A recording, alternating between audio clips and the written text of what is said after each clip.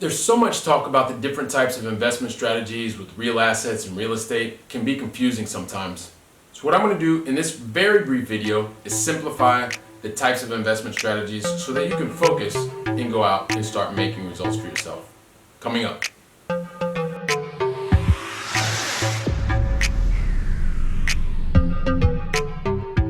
Hi there, I'm Billy with Keep On Cash Flow. I'm back once again to share some tips and strategies with you that are going to help you to go out and make more money.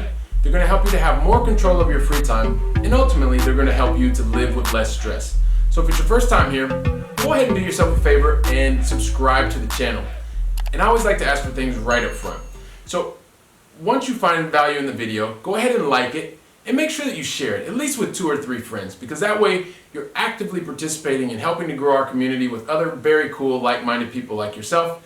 And that's a great place to be, because when you're surrounded by like-minded people focused on the same types of things, we can all achieve more together.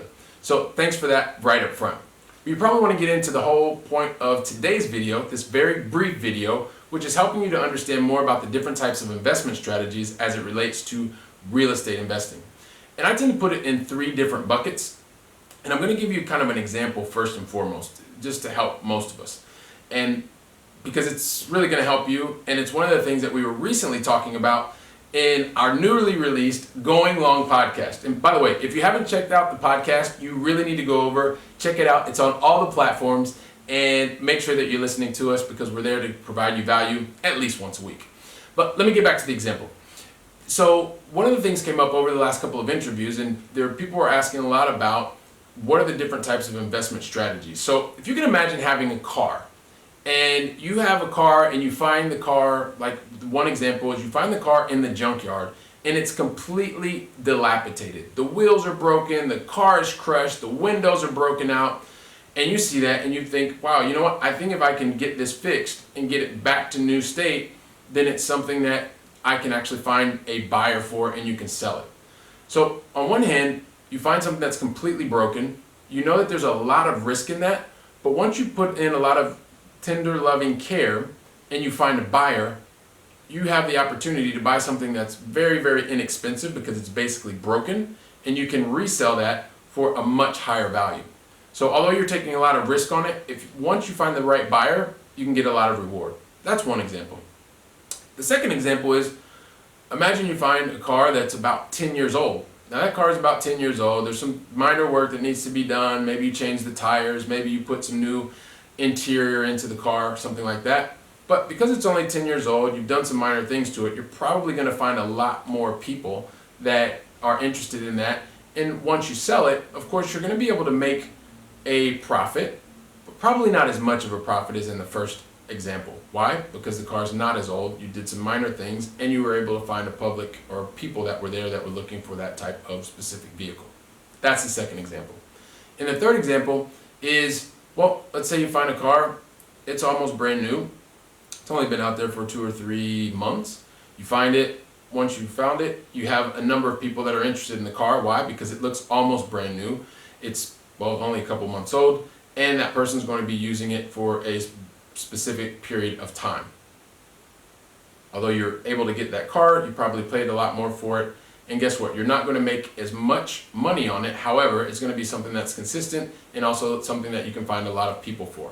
And it's no different in real estate investing. The very first type of example, if you think about that old broken up car, that's what we call distressed investment. So those are typically the types of investment that you find that are less than 85% full in terms of occupancy, and I'm talking about physical occupancy. And also, there's a lot of work that you need to do on these types of properties because there's an extremely low occupancy rate, probably needs a lot of heavy lifting in terms of refurbishments on major systems. It could be roofs, there could be units that have been burned down, things like that. So there's a lot of risk in taking on that property, but also once you get it, put the tender loving care, like with the car, you find the right buyer, there's a huge upside. So although you're not going to make money during the time that you have it because you're going to be doing a lot of work on it, once you find the buyer, there's a lot of upside. So high risk, high reward with distressed properties. The second type of property or investment strategy is value add. And that's like the car we talked about that's been 10 years old. Typically in these, you're going to find that the asset is at least 85% or higher in terms of physical occupancy. you're going to be doing some minor touch-ups, which are things like taking or changing carpet. You're going to be doing new countertops, maybe new cabinets, maybe putting on a playground, fixing up the pool, things like that. And while you're doing that, this is the type of asset or type of investment strategy that's going to pay you over time, so you're going to make cash flow. And at the same time, when you dispose of or sell the particular asset, you're going to get a chance to have more reward. So it's not as much risk and there's not as much reward as in the first type. And then lastly is the type of property that is what we call a turnkey property. Now typically the turnkey properties are 90% occupied, they're already ready, and it's basically being able to have cash flow, something that pays you over time and not necessarily going to make a lot once you sell that particular asset. So I thought it was important to give you an example, really break it down, and what are the differences between distressed investment strategies, value-add investment strategies, and turnkey investment strategies. So hopefully this has made a lot of sense. You found yourself somewhere else, somewhere in one of those different areas, and I'd love to know, where do you see yourself? Do you see yourself as someone who's going to be more of follow a distressed investment strategy, a value-add investment strategy, or a turnkey investment strategy? Leave your comments in the link below. Love to know what you think. And by the way, a lot of you know that I have been working in a really big corporation. At the same time, I've been really putting a lot of focus in value-add investment strategies. There you go. And also, you probably want to know more about that. And if you do, I've made it really easy. I've created an ebook for you. I'll give it to you absolutely free. The only thing you need to do is leave your name and email address. Just leave that at keeponcashflow.com/roadmap.